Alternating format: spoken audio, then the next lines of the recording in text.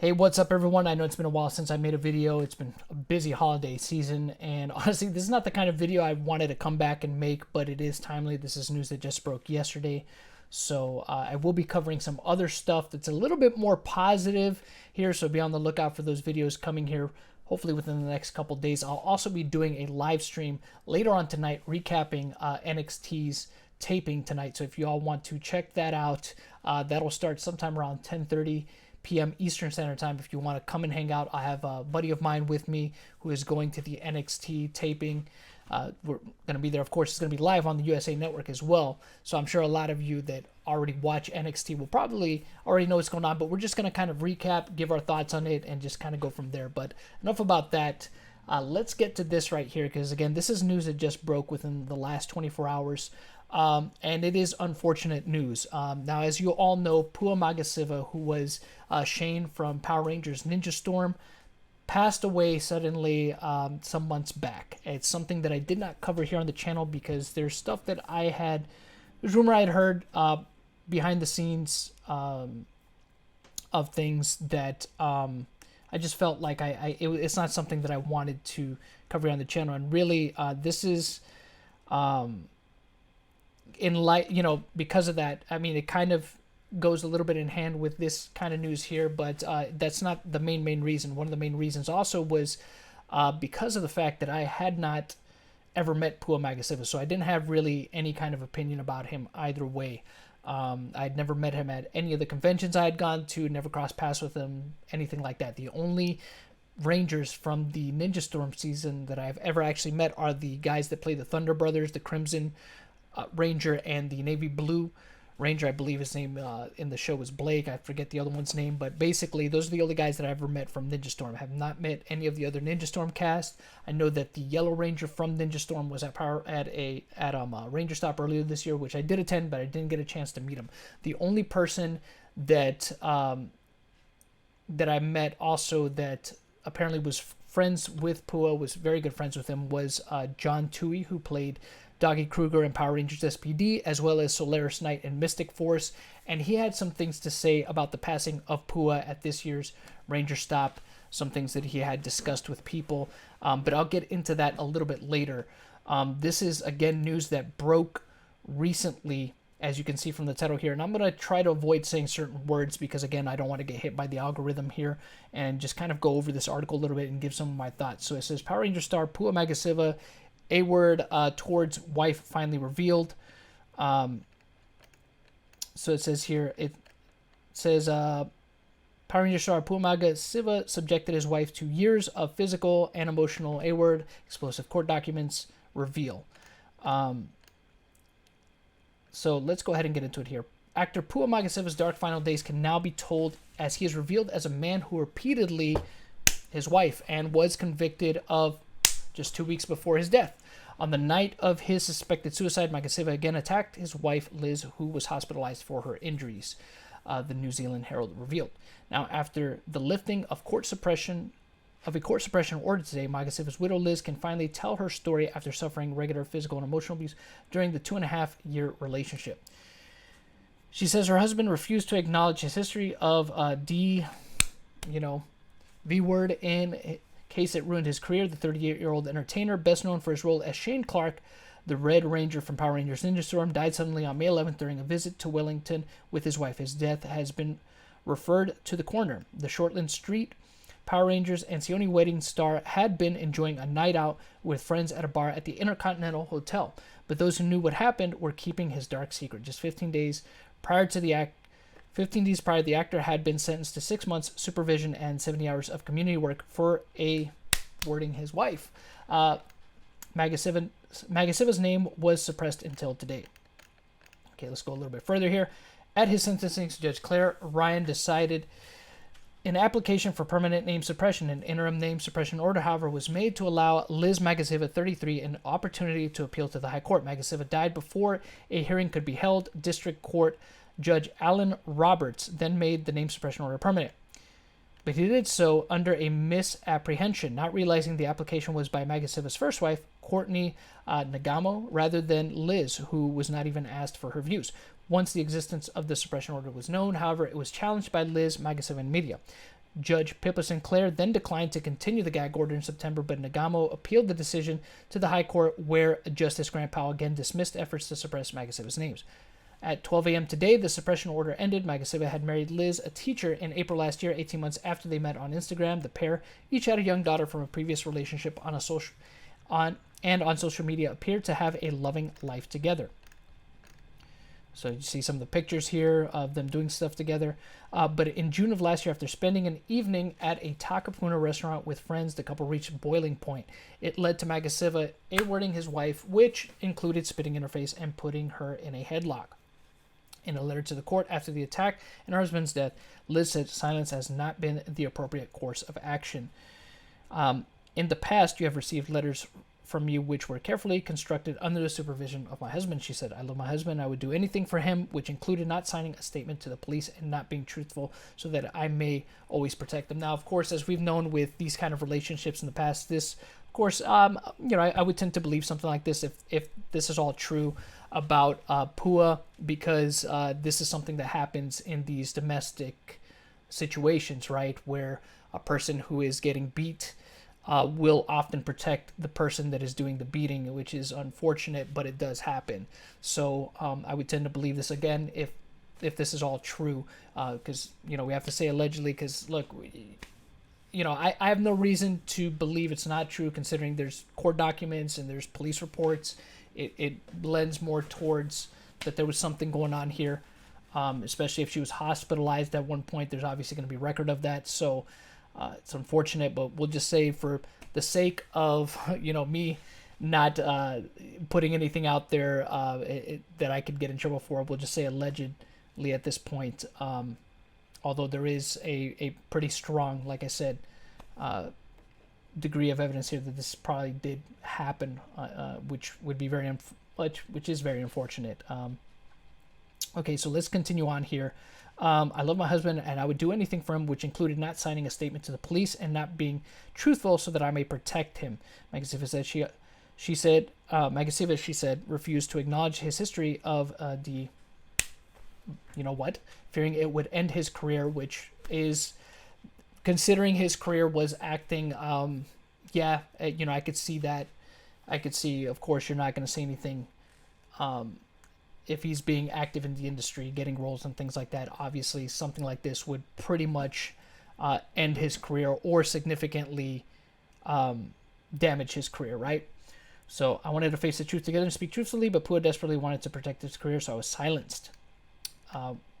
When permanent name suppression was initially not granted, my husband was incredibly worried about losing his career, Liz said in her letter to the court. Posing continuing name suppression, he knew I would support him, and he did not prove enough, so I support him, but this did not prove enough, so I was preparing to apply for name suppression to the High Court.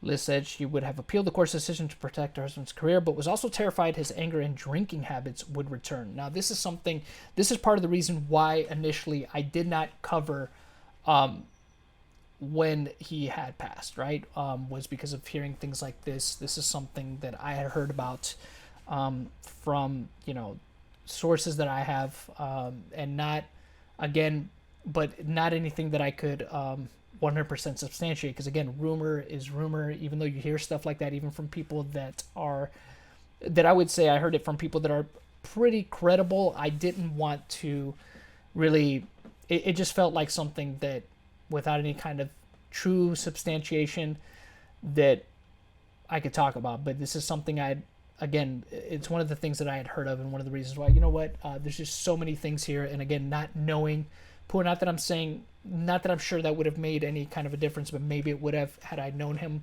in some capacity, or at least had been able to meet him a couple of times and kind of get a feel for him. I felt that probably would have been more appropriate for me to talk about at the time, but this is what it is. And again, at this point, I'm going to tell you all right now, I don't have any judgment either way at this point. And I'll get back to that in just a moment, but let's continue on with this article. Now, it is very evident that if I had told the truth in the first place and not been silenced, then Pua may have gotten the help that he needed, and I could have had a voice, the widow said. So I mean, look, there's no way to know that 100% for sure. Maybe that is, one can only speculate as to whether or not that might have helped or not, right? Maybe it might have not. It might have drove him to do something worse to her, or if this is all true, who knows what the reaction would have been, and who knows what was really happening behind closed doors there, because there's things that I had heard about that particular relationship that people closest to Pua did not approve of that particular relationship. And again, this is just rumor. It's not something that I could 100% substantiate. This is just what I've heard. So take it with a grain of salt. I had heard that there was problems pretty much almost from the very beginning regarding that relationship. Again, that's just rumor. Nothing I could substantiate. Just things I've heard through the sources I know, which of course I'm not going to name. But there seemed to be a large disapproval of that relationship from the beginning. So when you have this toxic element from the beginning of a toxic relationship, and then you introduce all these other factors, a potential problem with vices like drinking or maybe other illicit narcotics use or something like that, then you have to factor all that. And again, I'm not saying that the narcotics use was something that, but for all we know, maybe it could be. But when you introduce things like that and it's already a bad relationship from the beginning, there's just this whole recipe for disaster in a relationship. But let's continue on here. And like I said, I'll elaborate a little bit more on some of that stuff. On the night her husband passed, Liz and said his anger and drinking had again returned. It ended with me in the hospital and him taking his life. She said, the trauma from losing my husband is going to be with me for the rest of my life. Liz said if she wasn't forced to stay silent due to the court order, she would have had worked through her grief, trauma, and anxiety. I think domestic V-word is something people are afraid to talk about. Certainly, as I hid this, our whole relationship, endless excuses and lies has taken a toll on my mental well-being. Yeah, I'm sure it probably has. Okay, only when a stranger found me after the A word last year did I go to the police. Liz Magasiva said, so at least she went at some point in time. Said she blamed herself because he blamed me, which again, that's something that it's believable because it's common within people that are in these situations. So I did everything in my power to protect and lie for him, but now I have the chance to be heard and speak my truth. I mean, I don't care for that phrase. It's either, there's no my truth, your truth. There's just the truth. So, but whatever. I mean, she could say what she wants to say. I'm also speaking for my daughter, Layla, who lived with us full time and has been a witness to my husband's ongoing V-word. I have to have a voice for her to show her that this is not okay. And it's not. It's absolutely not. As a V-word in this continuous cycle of silence, I do not wish for name suppression because this would silence me again. But now by those who wish to protect them and the system allowing them to do this. I mean, I get where she's coming from saying this, but what protection is there going to be outside of protecting his reputation at this point?